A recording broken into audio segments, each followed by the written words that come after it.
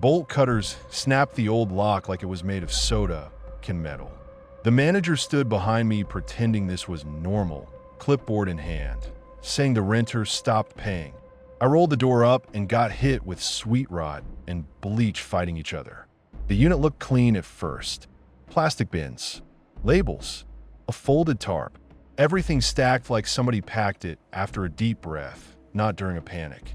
That should have felt safe, but it didn't. Clean in a storage place never feels clean. It feels staged. I told the manager to back up because the smell had teeth. He stayed on my shoulder anyway, talking fast about lean laws and how he couldn't touch anything like he was reading off a script to keep from shaking. I stepped in and my boots didn't crunch on trash. No dust, no dead bugs, no broken furniture. Just that bleach sugar stink and the hum of the lights.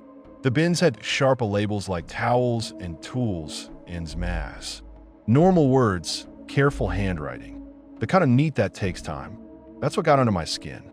People who are broke and behind on rent don't usually pack like accountants.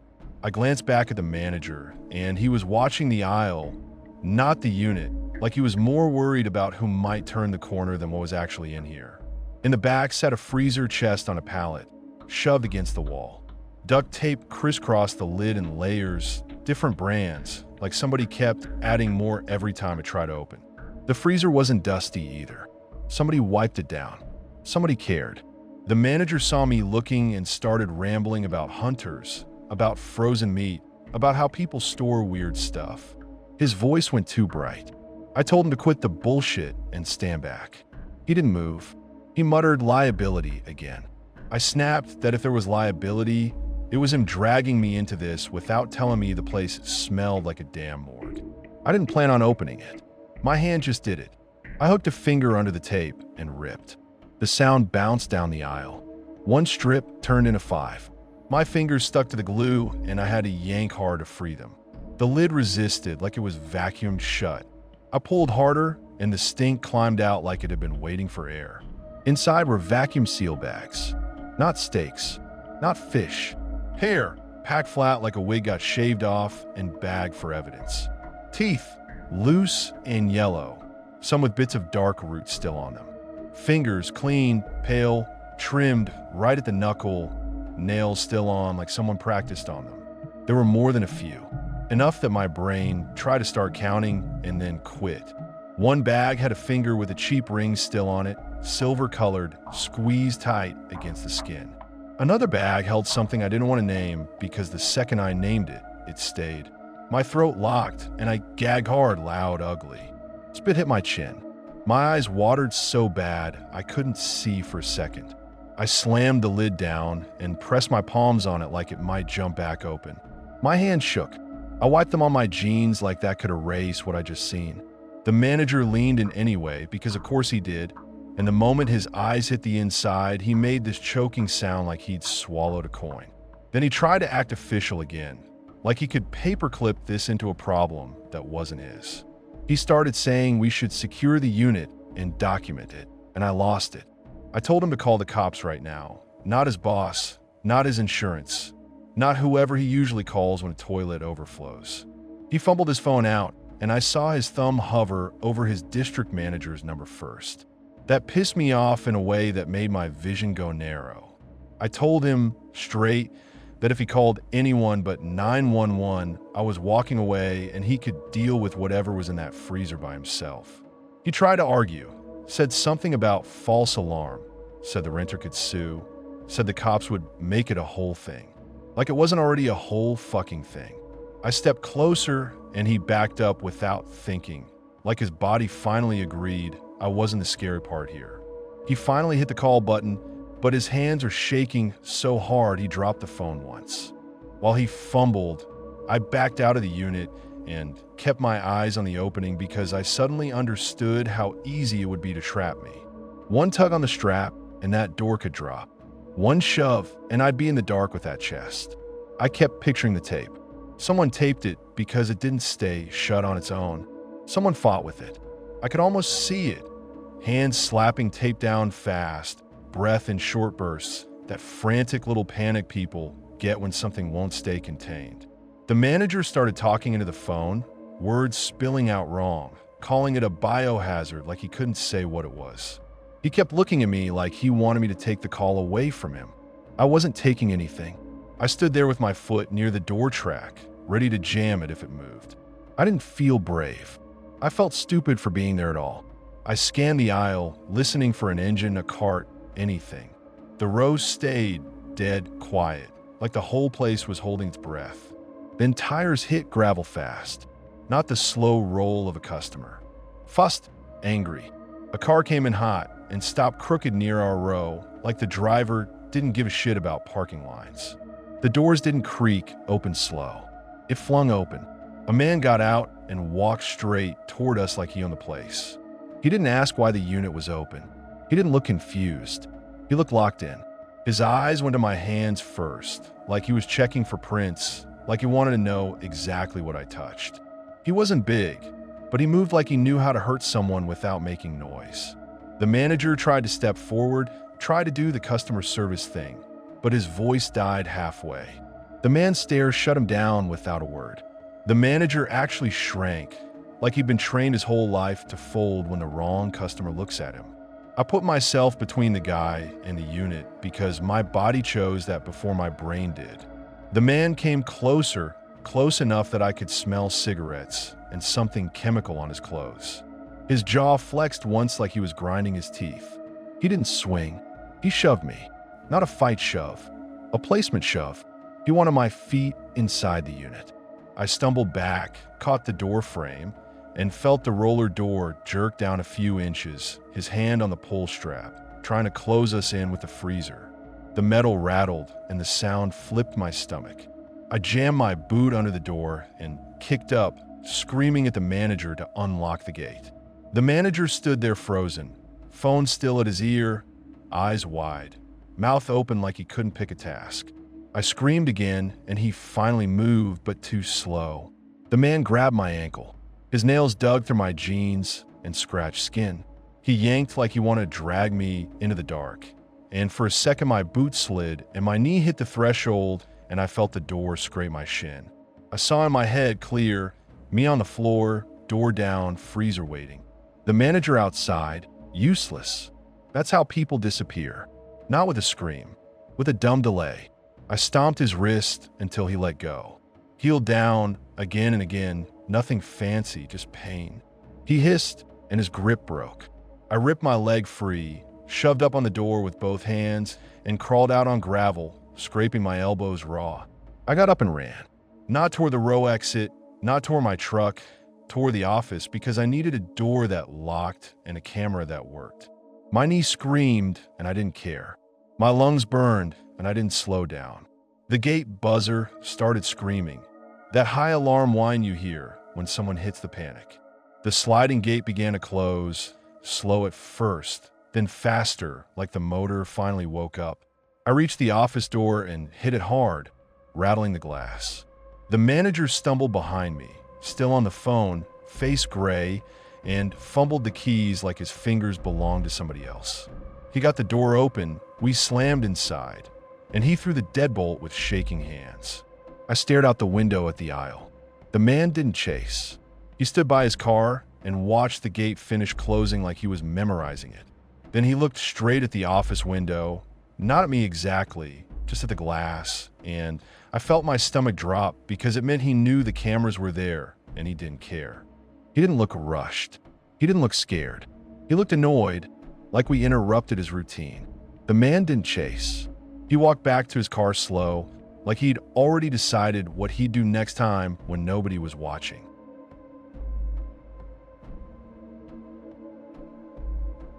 My phone lit up with a new email address every 5 minutes. Same subject line, different sender. We know. I blocked one. 2 more appeared. Then my mom called and asked why people were ordering food to her house under my name. I didn't tell her the truth at first. I told her it was a mix-up. I hung up and felt my chest tighten because it wasn't a mix-up. It was a leash. I treated it like a glitch I could outwork. I changed passwords, turned on 2-factor, logged out of every device, froze my cards, deleted old accounts I barely remembered. I went through my email rules and forwarding settings like I was defusing a bomb. Nothing looked wrong. Still, the emails kept coming. Sometimes it was just "we know." Sometimes it was "hi." Sometimes it was nothing but a single dot, like the sender was leaning close and breathing. Then they started proving it. One email had a screenshot of my old Instagram profile picture from years ago, the one I forgot existed.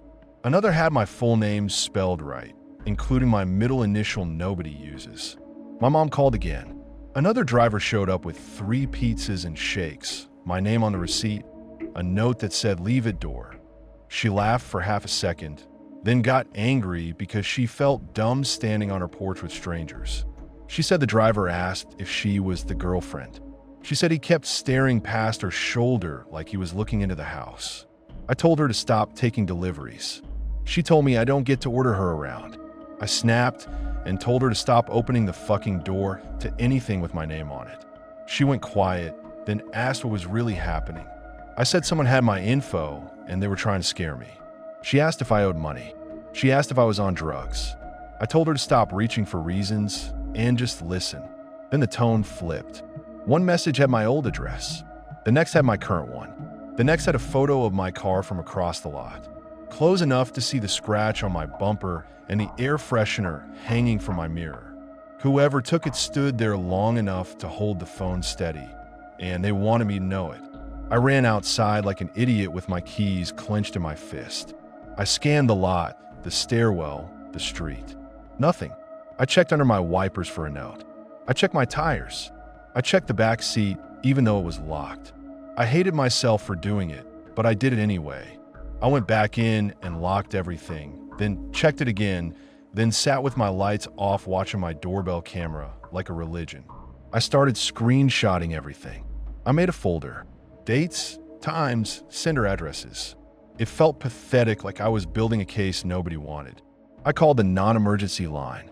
They told me to keep records and change passwords. I said I already did. They told me to do it anyway. I asked what I do if someone is outside taking photos. They said call 911 if I see them. I didn't see them. That was the whole point. They asked if I'd made anyone mad. I said yes, probably because I'm alive in the world, but that doesn't mean I deserve a person on my doorstep. I emailed my building manager with screenshots and begged him not to buzz in strangers asking for me. He replied with one sentence about reporting suspicious activity. I called him and he sounded annoyed. He said the cameras aren't monitored. I said, then what the hell am I paying for? He warned me about disturbing other tenants. He hung up on me. I went down to the lobby later and asked the front desk guy if anyone had been asking about me. He shrugged and said people come and go. I said that's the problem. He told me to talk to management. Management told me to talk to police. After that, my phone turned into a weapon. Password reset texts I didn't request. New account emails from companies I'd never heard of. Delivery confirmations I didn't order. A rideshare receipt from a city I've never been to. Someone signed me up for job alerts, funeral home newsletters, and some weird adult dating site. My inbox looked like a trash fire. Every buzz made my stomach drop. My mom kept getting hit too. Grocery orders, cases of water, random heavy shipment to force her to open the door. One driver got rude and wouldn't leave until she signed. She yelled, he yelled back, and then he drove off slow like he wanted her to remember the car. She said she was going to call the cops herself. I told her not to because I didn't know if that would make it worse. She got mad at me for that, like I was choosing the stalker over her. We argued hard. She called me paranoid. I called her careless. Then we both went quiet, breathing hard, because neither of us knew what to do. That night, my doorbell camera caught a guy in a hoodie holding a small box. He didn't knock. He set it down, stepped back, and stared at the lens like he wanted me to see his eyes. I didn't open it. I watched until he walked away. I rewound the clip until my thumb hurt. He moved slow, comfortable, like my doorway belonged to him. I checked the hallway through my peephole and saw nothing but the box sitting there like bait. I texted a neighbor I barely knew and asked if she'd seen anyone. She left me on read. I couldn't blame her. Nobody wants to touch someone else's curse. I dragged a chair to my door and sat there until morning with my phone in my lap and my keys in my fist. I dozed in chunks and woke up snapping my eyes open. Sure, I'd heard the lock turn. In the morning, I called the cops again. An officer showed up annoyed, like I'd asked him to fix my Wi-Fi. He didn't even step fully inside my apartment when I opened the door. He poked the box with his pen, shrugged, then opened it. A dead animal slid out, small, stiff, wrapped in paper towels. Someone had forced the head to face up. The smell punched me. I gagged and stumbled back into my kitchen. The officer swore and stepped back fast, finally looking like a human. He called for another unit and then stood there with his hand over his nose like he was trying not to throw up too. While he called it in, my phone buzzed. "Don't call cops, bitch. They can't be everywhere." I showed him the screen. He tightened his jaw and told me to calm down. I told him to stop saying that like it helps. He said there wasn't much they could do without a suspect. I said the suspect just stood on my doorstep and stared into my camera. He said the video wasn't clear enough. I said it's clear enough that he's real. He told me to file the report and consider staying with family.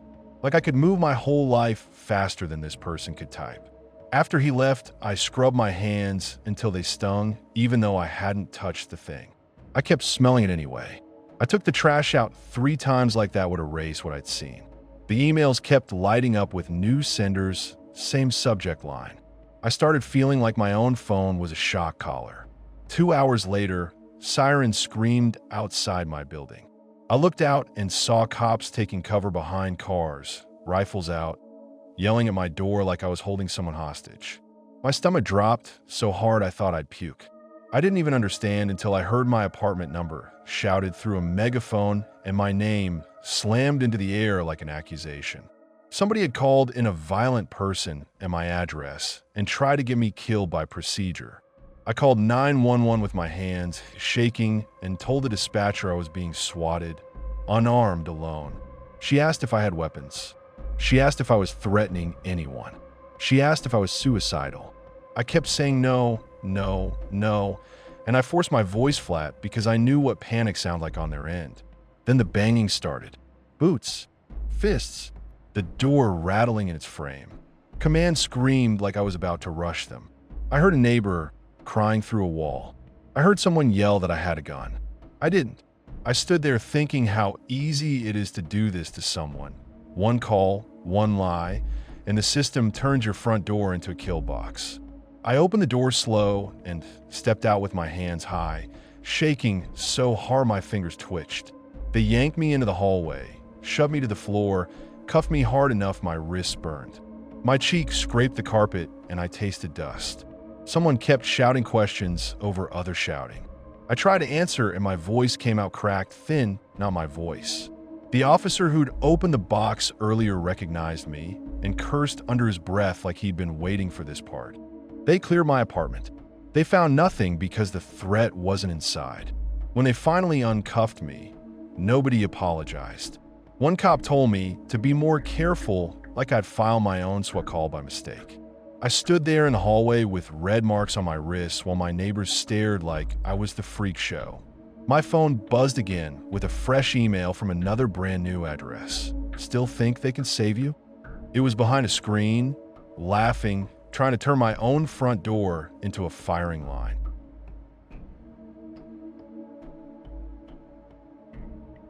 I woke up with grit under my nails and mud on my socks and no memory of leaving my apartment. My front door sat unlocked.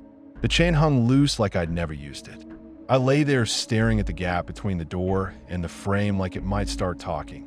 Nothing came back. No hangover haze, no dream, no "oh right, I did this." Just blank. I scraped under my nails and dirt fell on my sheets. I went to the sink and washed my hands 3 times. The water ran brown, then clear, then I kept scrubbing anyway because it felt like the dirt was in my skin. My socks were damp and stank like wet sidewalk. I peeled them off and there was mud caked in the fabric like I'd stepped in soil. I checked my shoes by the door. Wet grit packed in the treads. I hadn't worn them inside. I don't do that. I'm not a fucking animal. I opened my kitchen drawer and counted the butter knives like a lunatic. One was missing. I stood there holding the empty slot in the tray like it was evidence. I checked my phone. No calls, no messages, just a blurred photo in my camera roll of a hallway ceiling vent. Close up, taken from underneath like I'd been standing on a chair. That photo hit me harder than the mud. I don't take pictures of vents. I don't even look at them. Our building's old, the vents rattle, and you learn to ignore them the same way you ignore the weird stain in the hallway carpet. I try to talk myself down, because what the fuck else do you do? Stress. Sleepwalking. I've been working too much. I made coffee, burned my tongue, cursed at myself, tried to turn it into a normal morning. Then I opened my door to the hall and saw a dark smear right by my threshold on the carpet, like a dirty soul dragged across it. Could have been anyone. Still, my stomach flipped because it lined up too neatly with my door. Then my neighbor knocked, hard, angry. He didn't say hi. He held up a bent butter knife between two fingers like it was contaminated. He found it wedged under his door at 2 a.m. He didn't accuse me right away. He watched my face first, like he already had a guess and wanted to see if I'd confirm it. My face confirmed it before my mouth could. I tried to tell him I didn't remember anything. He took that as a lie. He asked if I was drunk, asked if I was on something, and when I said no, he got louder. He said he heard my door open, then scraping at his threshold, then found a knife jammed under there like someone was trying to lever it. I snapped back that I wasn't trying to break in, and the second I said it, I wanted to swallow my own words. Because what else is a knife under a door? He called me unstable. I called him paranoid. He pointed at the knife like it ended the argument. It did. He told me next time he's calling the cops, not knocking. Then he walked off and left me standing there with my chain half latched like a joke. I shut my door, locked it, hooked the chain, then checked it again because my hands wouldn't stop moving. I put the bent knife on the counter and stared at it until my eyes watered. Then I went straight to my vent. The screws sat loose. The cover hung crooked. I pulled it down and saw fresh scuffs on the inside like something had scraped through. I stood on the tub and shoved my phone flashlight up into the duct. Dust rained down onto my face. The inside had clean scratch lines through old grime. Not ancient wear. Recent. Then I remember the photo. Hallway vent, not my bathroom. I dragged a chair into the hallway and stood under the vent from the picture. Same rust spot. Same angle. The cover sat slightly off. I touched it and it shifted with a soft click. Not falling loose. Used loose. Like someone lifted it, did something, then tried to put it back good enough. I stepped down too fast and nearly slipped because my socks were still damp. I went back inside, sat on the floor with my back against the door, and tried to breathe like a normal person. All I could think was, why would I be under that vent? I called the building manager. Voicemail. I left a message about a loose vent and hated myself for how harmless it sounded. I didn't say, I think I'm climbing into the ducts at night with a knife. I couldn't make my mouth do it. I tried to work that day, but every sound in my apartment felt like it came from above me. The vent ticked once, and I jumped so hard I spilled coffee. I kept replaying my neighbor's eyes. Less fear than calculation, like he was deciding if I was safe to live near. I kept picturing my own hands moving while I wasn't home in my head. That night, I set my phone on record, angled at my bedroom door in the kitchen. I moved the knife block into a cabinet and shoved a chair under the handle like that would stop me. I taped a note to the inside of my door too, just in case I did leave and came back. Stop. Go back to bed. I felt fucking stupid writing it, but I felt stupider trusting myself. I forced myself to sleep. I didn't take meds. I didn't drink. I wanted proof. At 3:19 a.m., the video caught me sitting up with dead eyes. No groggy blinking. I stood, walked to the kitchen, opened the cabinet like I knew exactly where the knives were, grabbed a butter knife, and moved toward the door like I had a job. I watched myself pause, tilt my head, then smile, small, private, like I'd heard something funny in the walls. Then I reached up out of frame. The mic caught a faint scrape, like metal on metal. Then I stepped into the hall, and the camera kept filming my empty apartment like nothing happened. I don't remember any of it. I watched it in full daylight with my hands over my mouth, gagging, because it wasn't a ghost on the footage. It was me. I rewound it until I felt sick. Dead eyes.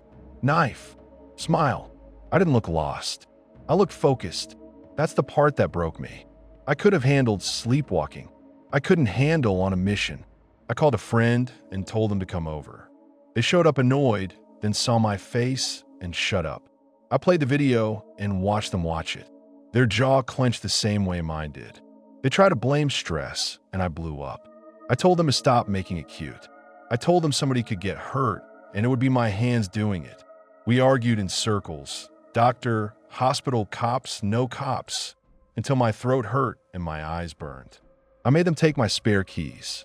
They didn't want to because taking my keys meant taking responsibility, but I shoved them into their hand anyway. I wrote a note for myself and taped it to the inside of my door. Do not leave. Call for help. The next night, I tried to outsmart myself like I was two people in one body. I left my phone recording again. I tied a strip of painter's tape across the vent cover so I could see if it moved. I stacked a couple cans in front of the bedroom door so they'd topple if I walked out. I slept light, half listening for the scrape. In the morning, the cans were on their side, and the painter's tape on the vent was torn clean. My throat went dry. The video showed me sitting up again, same dead eyes, moving fast, not stumbling. It caught the edge of my arm as I reached up toward the bathroom ceiling, then the scrape, then the camera shook like I bumped the table on my way out. After that, just empty room and refrigerator home. No proof of where I went, only proof that I went. I texted my friend, and they came back, furious and scared, and we fought again because they wanted to drag me to the ER, and I kept insisting I wasn't going to get handcuffed for something I couldn't remember. I hated hearing myself say it. It sounded like an excuse criminals use. I also knew I didn't have a better one. 2 nights later, I woke up to banging and shouting and bright lights in my living room. Paramedics. My friend. A cop in the doorway. My first move was to look at my hands. Knife. Butter knife again, clenched like I'd been caught mid-task. I dropped it and it skittered under the table. The cop tensed up. My friend flinched like they'd been expecting it. They said I called 911 and then gone silent. They said dispatch heard breathing, then a scraping sound, then nothing. My call log showed it, an outgoing call, minutes long, blank memory. My friend said they got a call too, dead air, so they drove over and found my door unlocked. Again, chain hanging loose like decoration. They said they found me standing by the vent with a knife in my hand, staring into the dark like I expected something to crawl out. The cop started running through his checklist, drugs, meds, mental health, like if he named the right box I'd fit into it and stop being weird. I got angry and told him to check the vents. He said it was a building issue. I told him a building issue doesn't smile at 3:19 a.m. and carry knives into the hallway. My friend grabbed my arm hard, trying to calm me down, and I almost yanked away because even that touch felt like restraint. When they finally left, my apartment went quiet and all I could hear was the building breathing, pipes, distant footsteps, the weak hiss of the vents. I sat on a bathroom floor under that crooked cover, staring up, waiting for one more scrape. I didn't argue. I didn't defend myself. I just felt this sick, hollow horror settle in. I'd been so afraid of a predator that I turned into one while I slept.